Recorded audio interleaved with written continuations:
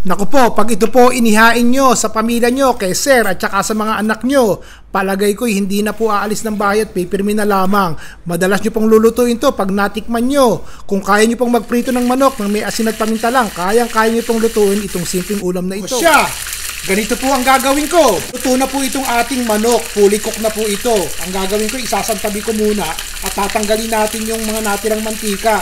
Yun po yung pinagmantikaan. Konting mantika nga lang inilagay ko eh. Pero yung pong nakikita nyo, galing dun sa balat ng manok. Tanggalin po muna natin ha.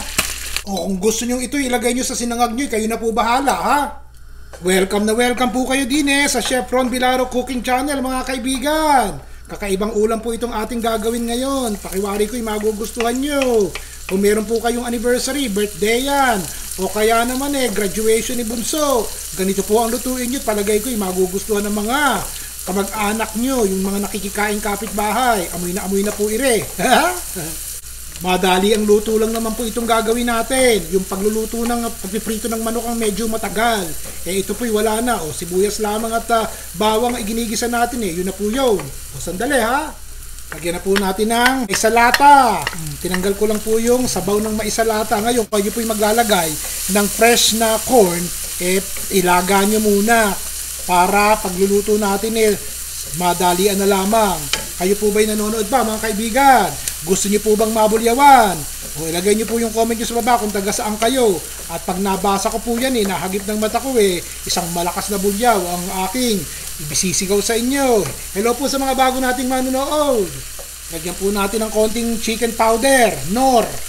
Haluin po natin, hindi kinakailangan kung ayaw nyo ha. Wala pong pilitan. Konting pamintang durog. Kung ayaw nyo maglagay ng pamintang durog, nasa sa inyo na po. May nagtatanong, lagi daw po ako naglalagay ng pamintang durog Sandali po, papatisan na natin ha. Titimplahan na natin. Kayo na po bahalang maalat po ang kumain. Huwag yung gagayahin. Diretso po. Yun sibuyas, bawang, at saka mais pa lang ang ating inilalagay din ha.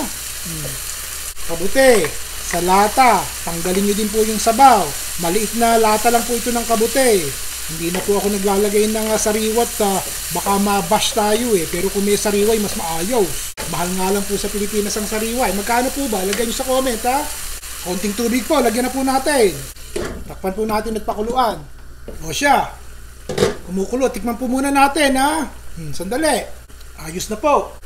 Ilalagay ko na po itong ating ito po'y nilagang patatas na iminas ko lamang. Kung nakita nyo, pinakita ko kanina, nilagyan lang po natin ng konting asin at saka pamintang durog. O yun, ilalagay ko na po din Nakikita nyo ba? Naku po! Ewan ko na po sa inyo. Alagyan ko po ng konting tubig sisimutin natin. So bali parang mga 2 tasang tubig po yung aking inilagay. Takpan po natin. Kumukulo na po ba? Naku po, parang creamy ang sarap. Ilalagay ko na po itong ating manok. Di po ba?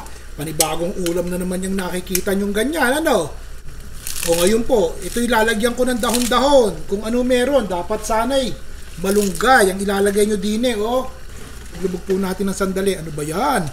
Ano po ba yung ulam na ating nilulutong ganyan? Tama po hula nyo, lalagyan natin ng all-purpose cream Isang maliit na lata po ang aking inilagay, ganyan.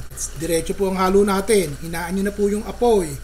At nagkakaigi na to. Tikman nyo na po ulit. Timplahan nyo po ulit. Kung kulang sa alat kung kulang sa pamintay, kayo na po. Yung iba'y naglalagay ng katitik na asukal para pambalanse. Nasa sa inyo na po yun ha. Sandali, hindi pa tayo tapos. Usan natin ng kesong konti. Natira na lang to Pwede na yan. Halo ng konti.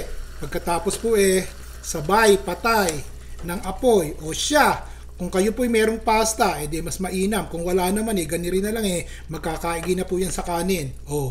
Di nakataraos po tayo ngayon. Ron Bilaro po, bukas ulit.